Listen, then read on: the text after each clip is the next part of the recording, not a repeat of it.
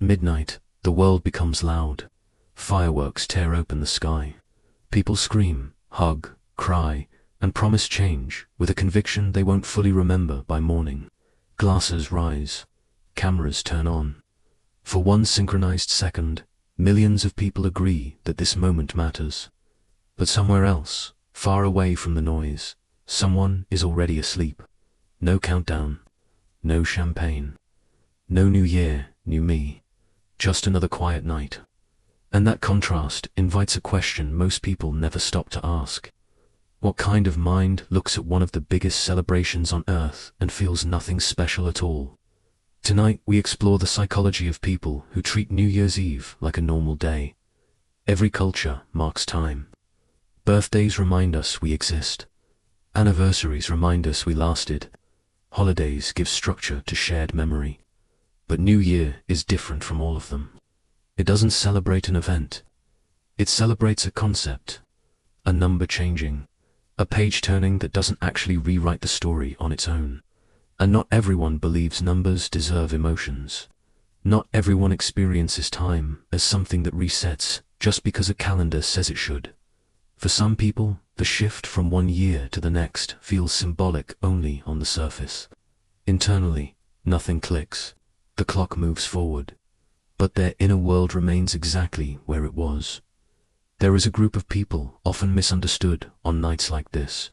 The quiet self. They don't go out. They don't dress up. They don't count down from 10. But silence should never be mistaken for emptiness. These people do celebrate, just not loudly. Their idea of a perfect new year looks like comfort. A familiar show they've watched before. A game they've already mastered. The same peace they protect on ordinary weekends. Psychologically, these individuals value emotional regulation over emotional intensity. They don't chase excitement. They manage energy. Quiet celebrators understand something many people don't learn until much later in life. Joy doesn't have to be dramatic to be real. Happiness doesn't require spectacle. For them, celebration isn't about marking time. It's about preserving calm. In a world that constantly demands louder joy, bigger reactions, and visible proof of happiness, they quietly choose enough. Their decision not to escalate isn't apathy, it's boundaries. It's knowing how much stimulation their nervous system can handle and refusing to exceed it, just to meet social expectations. Then there are the time-blurred survivors.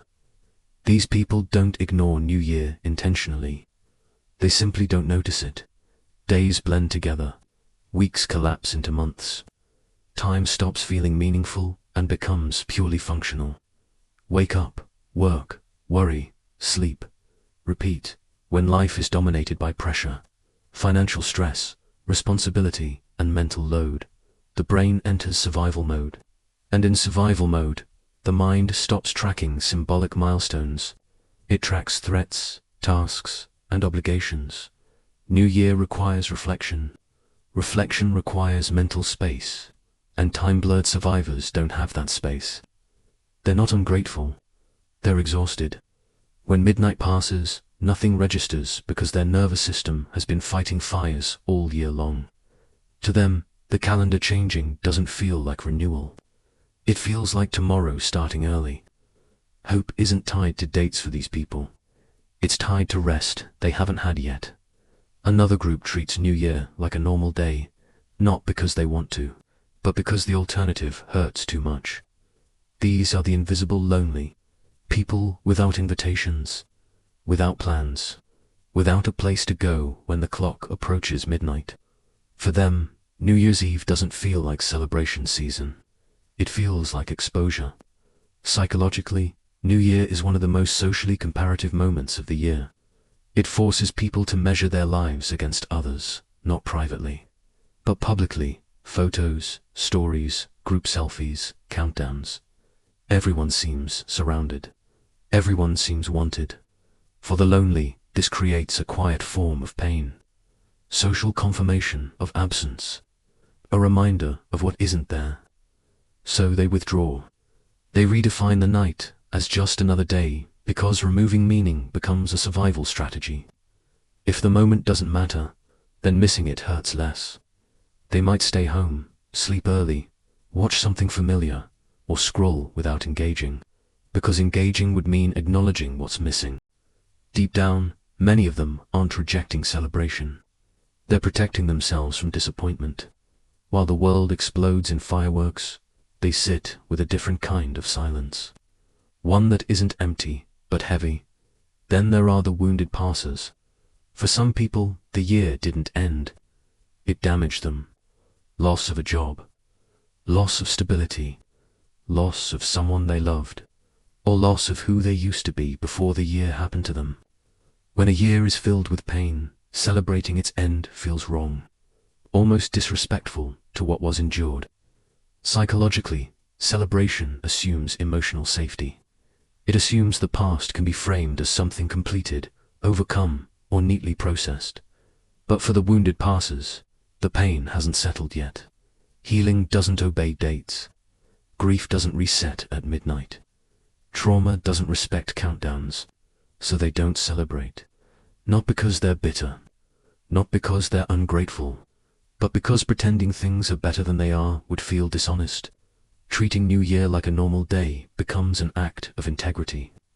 No forced optimism, no fake hope, just continuation.